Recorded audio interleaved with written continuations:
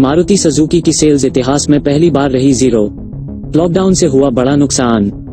आइए जानते हैं पूरी रिपोर्ट, लेकिन उससे पहले हमारे चैनल कालो.in को सब्सक्राइब करें और पाइए सारी ऑटोमोबाइल अपडेट्स।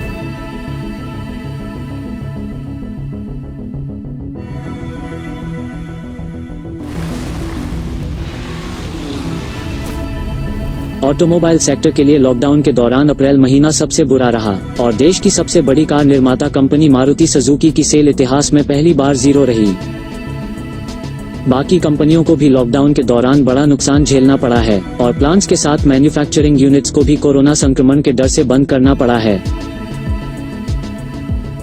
भारत सरकार की ओर से मारुति को गुजरात में ऑपरेशन की परमिशन दे दी गई है और कार मेकर कंपनी ने मुंद्रा पोर्ट से 632 गाड़ियां एक्सपोर्ट की हैं। साथ ही मारुति सुजुकी ने अपने हरियाणा के मानेसर प्लांट में भी कुछ ऑपरेशंस शुरू कर दिए हैं और कंपनी को सिंगल शिफ्ट में ऑपरेशंस की अनुमति जिला प्रशासन की ओर से दी गई है। मारुति सुजुकी को होम मिनिस्ट्री की ओर से दी गई नई गाइडलाइंस भी फॉलो करनी पड़ेगी और इनमें 20 अप्रैल के बाद से रूरल एरिया में इंडस्ट्रियल ऑपरेशंस शुरू करने को कहा गया है। हालांकि कंपनियों को कुछ शर्तें भी इसके लिए माननी होंगी। मानेसर प्लांट को केवल 50 व्हीकल्स और 4,696 वर्कर्स के साथ ऑपरेट करने की परमिशन दी गई है। 22 मार्च को जनता कर्फ्यू लगने के बाद से ही कंपनी ने सेल्स और प्रोडक्शन पूरी तरह बंद कर दिया था। मारुति सुजुकी की ओवरऑल सेल मार्च 2020 में 47% कम हुई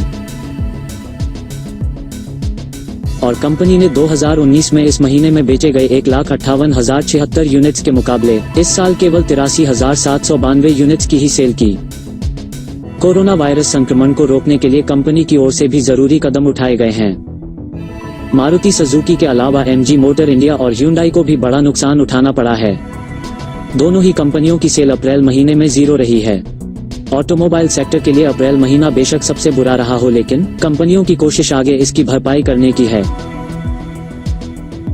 ऐसे ही ऑटोमोबाइल से रिलेटेड न्यूज और अपडेट्स के लिए सब्सक्राइब करें हमारे चैनल कालो.in को।